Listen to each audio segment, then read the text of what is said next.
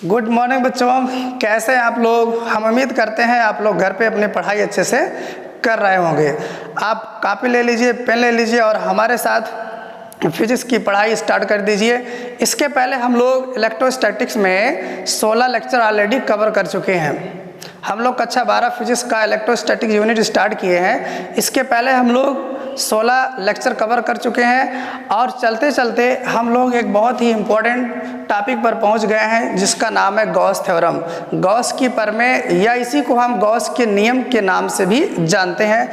आज इस गॉस की प्रमेय से रिलेटेड जितनी भी बातें हैं, जितने भी इम्पोर्टेंट फैक्ट्स हैं, वो सब आपको हम कराने वाले हैं। जो बच्चे कक्षा 12 बोर्ड की परीक्षा देंगे इस वर्ष, या जो बच्चे आईआईटी, नीट या किसी भी इंजीनियरिंग और मेडिकल एग्ज़ाम की तैयारी कर रहे हैं, उनके लिए यह वीडियो लेक्चर बहुत ही हेल्पफुल होने वाला है।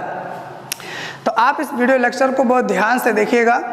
अगर कहीं पर कोई चीज़ आपको ना समझ में आए तो वीडियो को पुनः दोबारा रिपीट करके आप उसको फिर से देखिएगा और समझने का प्रयास कीजिएगा।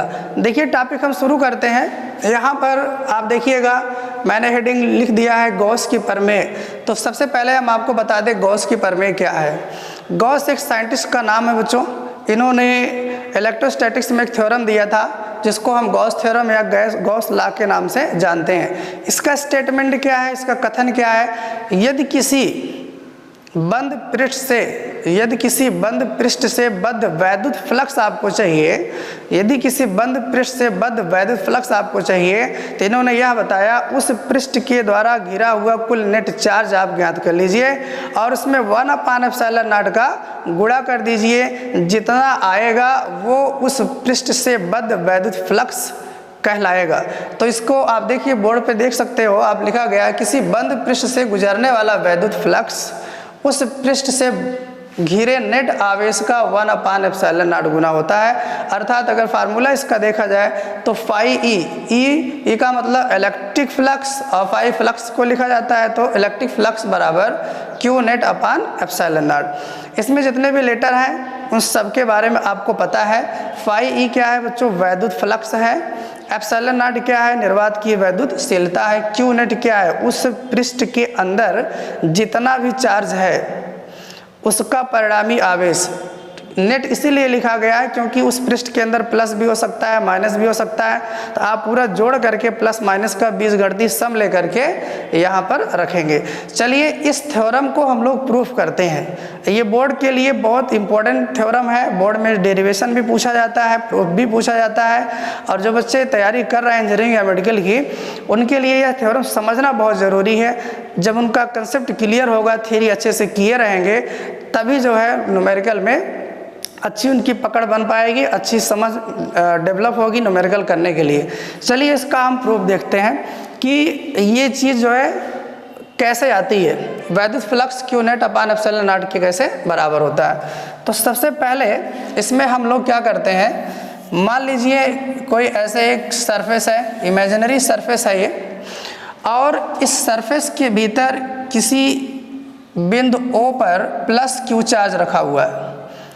एक इमेजिनरी सरफेस हमने इमेजिन किया, यहाँ पर इसके भीतर एक पॉइंट चार्ज प्लस Q रखा हुआ है और यहाँ पर इस पृष्ठ के ऊपर छोटा सा एक सेगमेंट हम लोग लेते हैं, एक छोटा सा एरिया वेक्टर लेते हैं, एक छोटा सा क्षेत्रफल सदिश लेते हैं जिसको हम dA से लिखेंगे।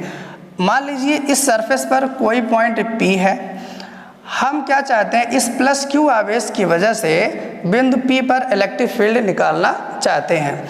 अगर हम बिंदु O पर रखे हुए प्लस चार्ज Q की वजह से बिंदु P पर इलेक्ट्रिक फील्ड चाहिए हमें, तो हमको सबसे पहले क्या करना होगा, यहाँ O और P के बीच का डिस्टेंस चाहिए होगा। तो डिस्टेंस को हम मान लेते हैं। मान लीजिए ये डिस्टेंस कितना है, स्मॉल आ रहा है। अब अगर इलेक्ट्रिक फील्ड हमको चाहिए, उसकी दिशा देख लेते हैं। तो ये O से P की डिस्टेंस R है। चूँकि ये प्लस चार्ज है, प्लस चार्ज की वजह से इलेक्ट्रिक फील्ड कहाँ होती है, बाहर की तरफ। कुछ याद आ रही बातें आपको?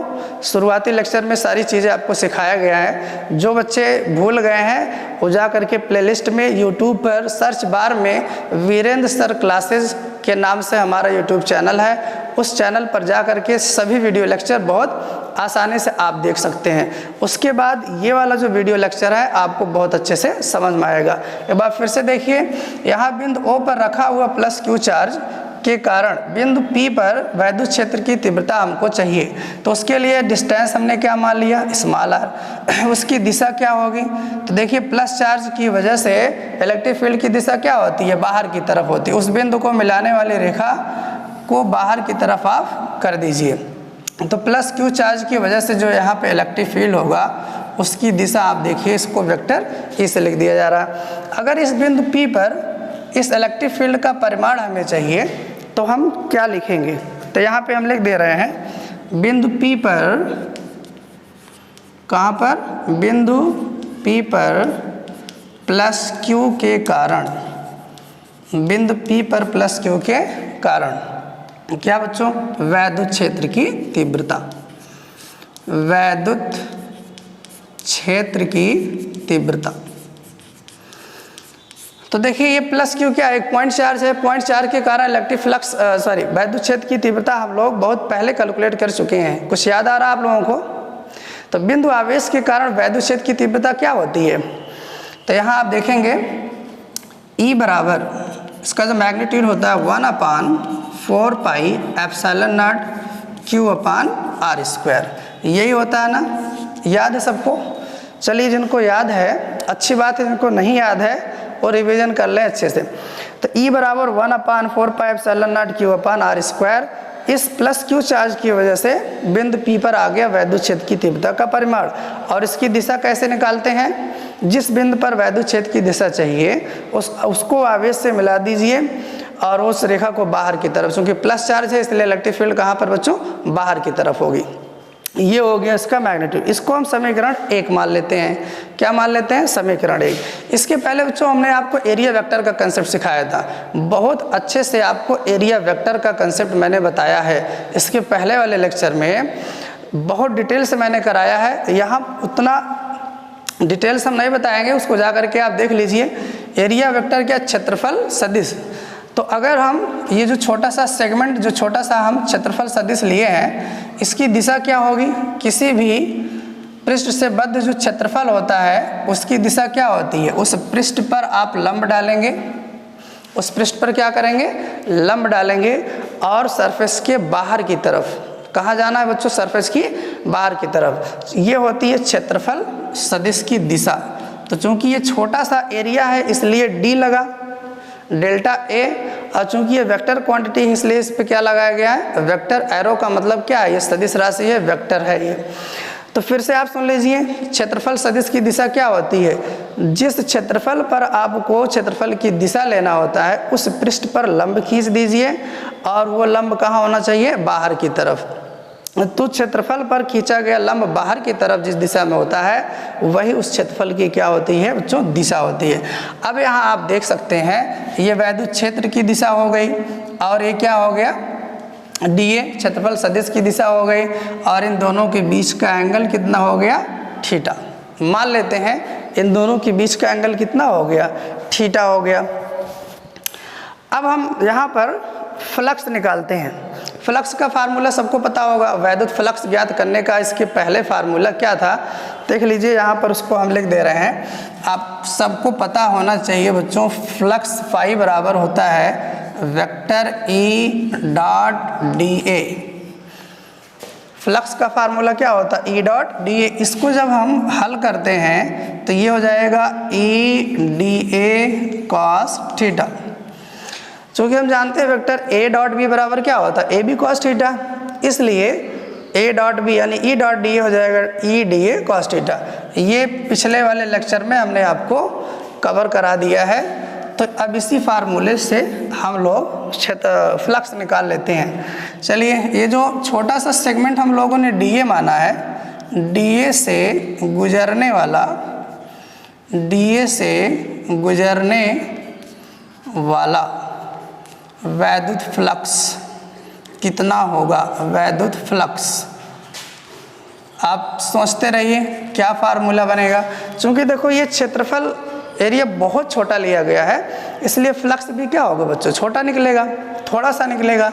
उसको हम डी फाई ई लिख दे रहे हैं। डी माने बहुत छोटा सा डिफरेंस, छोटा सा बहुत, डी फाई माने छोटा सा फ्लक्स, ई माने इलेक्ट्रिक। तो ये जो आप एरिया देख रहे हो, यहाँ से जो बल रेखाएं पास होंगी, जो यहाँ से फ्लक्स पास होगा, उसको हमने डी फाई ई लिखा।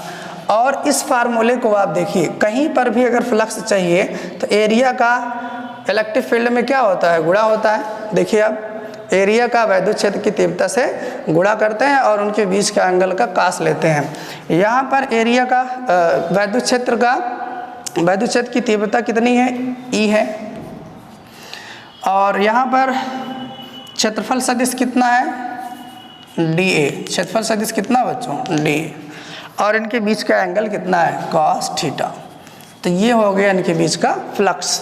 तो ये जो छोटा सा आप सेगमेंट देख रहे हो, इस चार्ज की वजह से इतना फ्लक्स पास हो रहा है।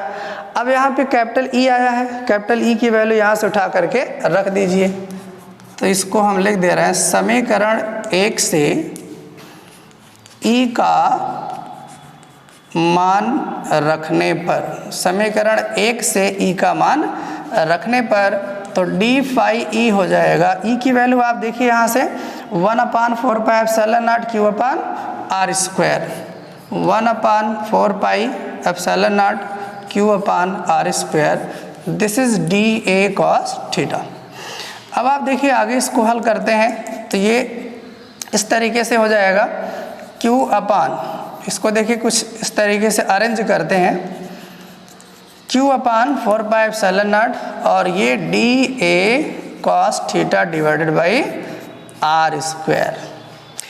अगर आपको याद है बच्चों, तो ये जो ब्रैकेट में मैंने लिख दिया एक क्वांटिटी, ये कोई फिजिकल क्वांटिटी होती है। ज़रा दिमाग लगा करके आप एक बार सोच लीजिए कि ये जो D A cos theta upon R square, ये किस फिजिकल क्वांटिटी को बता रहा है, कौन सी भौतिक राशि को ये रिप्रेजेंट कर रहा है, सोच लीजिए आप लोग। चलिए ठीक है, हम आपको बता रहे हैं, ये बता रहा है घन कोण को। क्या बता रहा है बच्चों, घन कोण। अब ये घन कोण क्या होता है, घन कोण के बारे में हमने ऑलरेडी एक वीडियो लेक्चर बना के रखा है, उसको जा करके आप अच्छे से देख लीजिएगा, पूरा डिटेल से वहाँ पर मैंने बता के रखा है। थोड़ा सा यहाँ पे हम हिंट दे रहे हैं, जैसे मान लीजिए ये कोई 3D सरफेस है। क्या है बच्चों, 3D सरफेस है, त्रिविमीय जैसे गोला है, इस तरीके की कोई ज्योमेट्री है।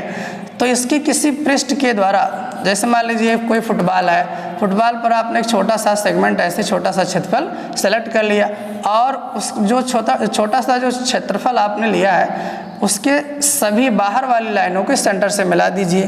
तो यहाँ पर आप देखेंगे एक जो एंगल बनता है, एक जो कोण बनता है बच्चों, उसी को क्या कहा जाता है, घन कोण, सॉलिड एंगल के नाम से जानते हैं। इसी को आप लिखते हो डी ओमेगा। अगर ये डी ए है बच्चों, इस क्षेत्रफल कितना है, डी ए, और ये रेडियस कितना है, आर, तो ये जो डी ओमेगा का फार्मूला बन के आता है, ये आता है D A cos theta divided by R square. तो ये बच्चों घन कोण होता है, इसको आप याद कर लीजिए अच्छे से। तो किसी त्रिविमीय पृष्ठ के द्वारा, किसी त्रिविमीय आकृति में किसी क्षेत्रफल के द्वारा केंद्र पर बनाया गया जो कोण होता है, उसी को हम क्या कहते हैं, घन कोण। स्पेशली गोली सरफेस के लिए डिफाइन किया गया बच्चों, किसी गोले के पृष्ठ द्वारा, आप इसको इस तरीके से समझिए, किसी गोले के पृष्ठ द्वारा केंद्र पर आंतरित कोण क्या कहलाता है, घन कोण कहलाता है। चलिए अब इसको हम क्या लिख देते हैं यहाँ पे, D phi E is equal to Q naught, sorry ये क्यू है, अपान एप्सिलॉन नॉट, इसको हम लिख दे रहे हैं डी ओमेगा। क्या लिखा जा रहा है, डी ओमेगा। अब ये जो फार्मूला आया बनके, तो देखिए आप ध्यान से, ये फार्मूला हमको क्या बता रहा है, ये फार्मूला बता रहा है इस प्लस क्यू चार्ज की वजह से ये जो छोटा सा क्षेत्रफल है, यहाँ से कितना फ्लक्स पास हो रहा है। अब आप जरा सोचिए, अगर मुझे पूरे पृष्ठ की वजह से फ्लक्स चाहिए, क्या चाहिए बच्चों, पूरे पृष्ठ की वजह से अगर फ्लक्स चाहिए तो ये जो इक्वेशन है इसी को क्या कर देंगे, इंटीग्रेट कर देंगे। क्या कर देंगे बच्चों, इंटीग्रेट कर देंगे, यानी इसका समाकलन कर दिया जाएगा। तो यहाँ लिख दे रहा है, इसलिए पूरे पृष्ठ से बद्ध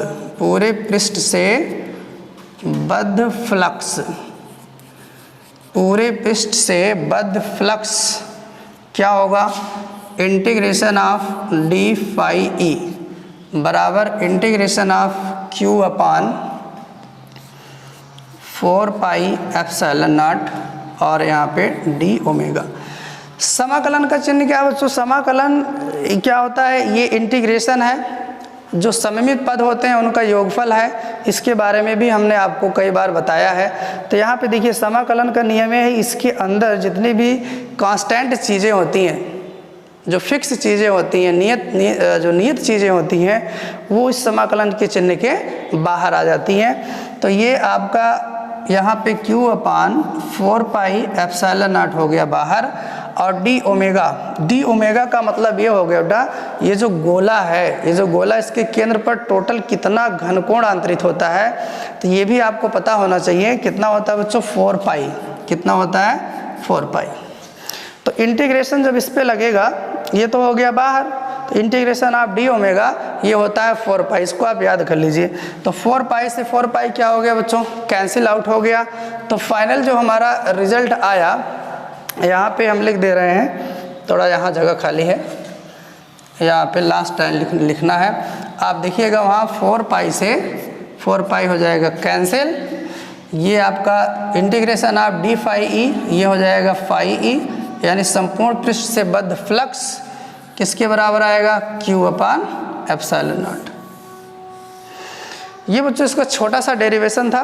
उम्मीद करते हैं ये सब कुछ आपको अच्छे से समझ में आया होगा। तो एक बार हम साइड हो जा रहे हैं, आप इसका स्क्रीनशॉट ले लीजिए और खूब अच्छे से इसको अपने कॉपी में नोट्स बना के लिख लीजिए, इसको नोट कर लीजिए जल्दी से।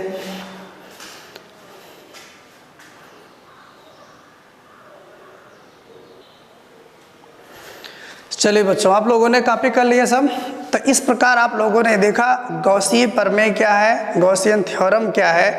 एक बार मैं फिर से बोल रहा हूँ, किसी भी पृष्ठ से बद्ध, किसी भी बंद पृष्ठ से बद्ध आवेश के कारण उस पृष्ठ से निकलने वाला वैद्युत फ्लक्स या उस पृष्ठ से गुजरने वाला वैद्युत फ्लक्स, उसके अंदर जितना नेट चार्ज है उसका 1 अपान एप्सिलॉन गुना होता है, यानी phi is equal to Q net divided by epsilon naught. चलिए अब इस थ्योरम के बाद, इस थ्योरम का प्रूफ हम लोगों ने देख लिया।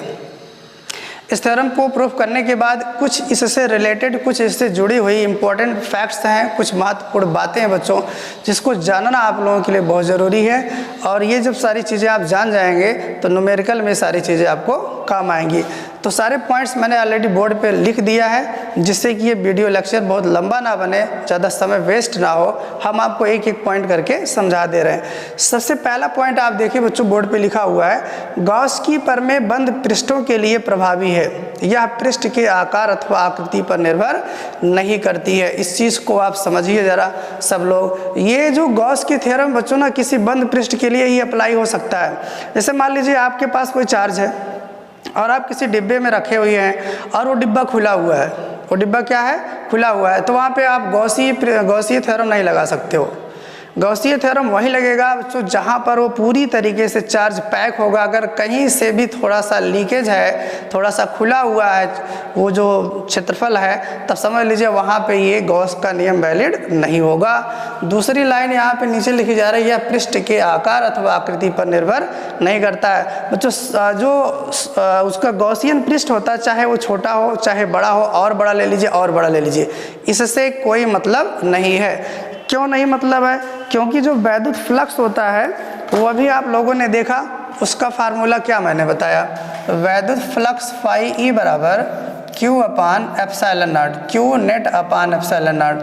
आप मुझे ये बताइए, इस फार्मूले को देख करके बताइए, जो पृष्ठ से बद्ध वैद्युत फ्लक्स है वो किन किन बातों पर बच्चों निर्भर कर रहा है, किन किन बातों पर डिपेंड कर रहा है। यहाँ आप केवल दो बातें देख रहे हैं, एक एप्सिलॉन नॉट है, ये तो कांस्टेंट होता ही है, Q नॉट उसके अंदर जो चार्ज है, जो परिणामी चार्ज है, उसी पर केवल वैद्युत फ्लक्स निर्भर करता है। तो वैद्युत फ्लक्स जो है वो गॉसियन पृष्ठ, अभी इसको हम आपको बाद में बताएंगे, जो क्षेत्रफल होता है, चाहे 1 कूलाम के आवेश को आप छोटे से गोले में रखें या बड़े से गोले में रखें या और बड़े से रखें या और बहुत बड़े गोले में रखें आप, जो फ्लक्स बनेगा ना बच्चों वो हमेशा एक ही होगा, क्योंकि उसके अंदर चार्ज क्या है 1 कूलाम का है। तो सरफेस से क्या मतलब है, इस फार्मूले में कहीं पे पृष्ठ आपको दिख रहा है, पृष्ठ क्षेत्रफल कहीं आया हुआ है नहीं बच्चों, इसलिए जो फ्लक्स होगा वह पृष्ठ के साइज पर, शेप पर ये बिल्कुल डिपेंड नहीं करता है। इसी तरीके से दूसरा पॉइंट आप देखिए, इस नियम के अनुसार किसी पृष्ठ से बद्ध वैद्युत फ्लक्स पृष्ठ द्वारा घिरे नेट आवेश पर निर्भर करता है, ना कि पृष्ठ के भीतर आवेश की स्थिति पर। यह भी बहुत इंपॉर्टेंट फैक्ट है बच्चों। देखिए आप, जैसे मान लीजिए कोई आपके पास सरफेस है, तो इसके अंदर कोई आपने चार्ज रख दिया है +Q। अब यहाँ से जो फ्लक्स निकल रहा होगा वो इस फार्मूले से दे दिया जाएगा, जितना ये चार्ज होगा उसका 1/ε0 गुना। अब कोई बच्चा या कोई भी पूछे हमसे, सर इस चार्ज को उठा करके यहाँ पे रख दिया जाए तो क्या होगा, यहाँ पे रख दिया जाए तो क्या होगा, यहाँ पे रख दिया जाए तो क्या होगा। तो इसी बात को क्लियर करने के लिए पॉइंट नंबर 2 आपको हम बता रहे हैं बच्चों, पृष्ठ के भीतर चार्ज कहाँ स्थित है इससे कोई मतलब नहीं है, बस उसके अंदर होना चाहिए, सेंटर पर आए, किनारे पर आए, कहीं भी हो, फ्लक्स पर कोई असर नहीं पड़ेगा। फिर से मैं आपको दिखा रहा हूँ ये फार्मूला, तो इस फार्मूले में इसकी पोजीशन के बारे में कोई भी बात नहीं कही गई है, तो बस इसके अंदर होना चाहिए बच्चों, इसके बाहर नहीं होना चाहिए, ना ही इसके पृष्ठ पर होना चाहिए। जिस चार्ज की वजह से आप फ्लक्स ले रहे हो उसकी पोजीशन क्या होनी चाहिए, इस सरफेस के अंदर, इसके अंदर कहीं भी स्थित हो इससे कोई मतलब नहीं होता। आगे देखिए, तीसरा पॉइंट क्या करा, इस प्रमेय का प्रयोग सममित आवेश वितरण के लिए ही किया जाता है। ये सममित आवेश वितरण क्या बच्चों, सिमेट्रिकल चार्ज डिस्ट्रीब्यूशन। देखिए जब हम किसी पृष्ठ से बद्ध फ्लक्स लेते हैं गॉसी नियम लगा करके, गॉसियन थ्योरम को लगा करके, तो वहाँ पे एक बात बहुत ज़रूरी हो जाती है, जो आवेशों का वितरण है बच्चों, आवेशों का क्या वितरण। जैसे मान लीजिए हमारे पास ये कोई प्लेन शीट है, हमारे पास क्या है, कोई प्लेन शीट है और इस पे प्लस चार्ज है, ढेर सारा प्लस चार्ज है। तो सममित वितरण का मतलब ये हो गया कि हर जगह चार्ज क्या हो, चार्ज का घनत्व एक जैसा हो। ऐसा नहीं कि यहाँ पे जो है इतने छोटे से एरिया में बहुत ढेर सारा चार्ज है और यहाँ आप आ जाओ उतने ही एरिया में कम चार्ज है, ऐसा नहीं है। चाहे वो एकांक क्षेत्रफल पर हो, चाहे एकांक लंबाई पर हो, चाहे एकांक आयतन में हो, हर जगह बच्चों चार्ज क्या होना चाहिए, समान होना चाहिए। माने जो आवेश का घनत्व है, जो आवेश यहाँ पे वितरित है, वो हर जगह एक जैसा होना चाहिए। सममित आवेश वितरण की इसे ही कहते हैं सममित आवेश वितरण, और वहाँ पे गॉसियन थ्योरम क्या होती है बच्चों, वैलिड होती है। अगला पॉइंट देखिए, गॉसियन पृष्ठ क्या होता है, दिस इज इम्पॉर्टेंट। ये जो बोर्ड वाले बच्चे हैं जो बोर्ड की तैयारी कर रहे हैं इस बार, वो इसको बहुत अच्छे से नोट्स बना लेंगे, गॉसियन पृष्ठ क्या होता है। देखिए गॉस की प्रमेय को प्रयोग में लाते समय जिस हम काल्पनिक पृष्ठ को लेते हैं, जिस हम काल्पनिक पृष्ठ की कल्पना करते हैं, इमेजिनेशन करते हैं, उसी को हम गॉसियन सरफेस कहते हैं। तो अब आपको एक बात ये नहीं समझ में, सर इसका प्रयोग, गॉस थ्योरम का प्रयोग कहाँ है, तो बच्चों अगले वीडियो लेक्चर में हम आपको गॉसियन थ्योरम का एप्लीकेशन ही बताएंगे। वहाँ पर हमको जितने भी एप्लीकेशन पढ़ना है सब में गॉसियन सरफेस आएगा। तो ये क्या होता है, इसलिए मैंने यहाँ आपको बता दिया, और ये बहुत अच्छे से समझ में आएगा जब इसका एप्लीकेशन हम आपको सिखाएंगे। तो यहाँ बस आप देख लीजिए, जब गॉसियन प्रमेय का प्रयोग करते हैं, इस थ्योरम को लगाते हैं, तो हमको एक गॉसियन सरफेस चाहिए होता है, एक गॉसीय पृष्ठ की कल्पना करनी होती है, उसी के बारे में यहाँ पे आपको लिखा गया है, बताया गया है। आगे अभी इस चीज़ को समझिएगा आप। गॉसीय पृष्ठ का चयन इस प्रकार होना चाहिए कि उस पर कोई आवेश स्थित ना हो बच्चों, ये भी पॉइंट बहुत इंपॉर्टेंट है। जब मैं गॉसियन पृष्ठ खींचूंगा, अभी अगले वीडियो लेक्चर में एप्लीकेशन लेके आऊँगा आपके लिए गॉस थ्योरम का, वहाँ जब भी गॉस सरफेस में बनाऊंगा तो वहाँ आपको पता चलेगा कि जो गॉसियन सरफेस खींची जाती है चार्ज उसके अंदर होना चाहिए, ना कि उस गॉसियन पृष्ठ के ऊपर या उस गॉसियन पृष्ठ के बाहर। तो ये कुछ पॉइंट्स हैं, इसको आप नोट कर लीजिए बच्चों, स्क्रीनशॉट ले लीजिए इसका, अच्छे से आप इसको नोट कर लीजिए। सब कुछ को बहुत अच्छे तरीके से आप लिखिए, तैयार करिए, और जो भी चीज़ें डाउट आपको आती हैं, जो भी प्रॉब्लम्स आती हैं, आप उसको कमेंट सेक्शन में लिख करके हमें बता सकते हैं। हम आपके कमेंट को पढ़ेंगे और कोशिश करेंगे कि हम आपकी प्रॉब्लम को दूर करें। और एक रिक्वेस्ट आपसे है, इस वीडियो लेक्चर को ज़्यादा से ज़्यादा स्टूडेंट तक पहुंचाइए ताकि इसका फ़ायदा ज़्यादा से ज़्यादा लोग ले सके, ताकि हमारी मेहनत भी सफल हो सके। इसके बाद हम आपके लिए इलेक्ट्रोस्टैटिक्स का लेक्चर नंबर 18 लेके आएंगे, जिसमें गॉस थ्योरम के एप्लीकेशन बताएंगे और वो बहुत ही इम्पोर्टेंट चैप्टर है, बहुत ही इम्पोर्टेंट टॉपिक होगा, चाहे कंपटीशन की बात करें चाहे आप बोर्ड लेवल की बात करें। चलिए, ओके, थैंक यू बच्चों।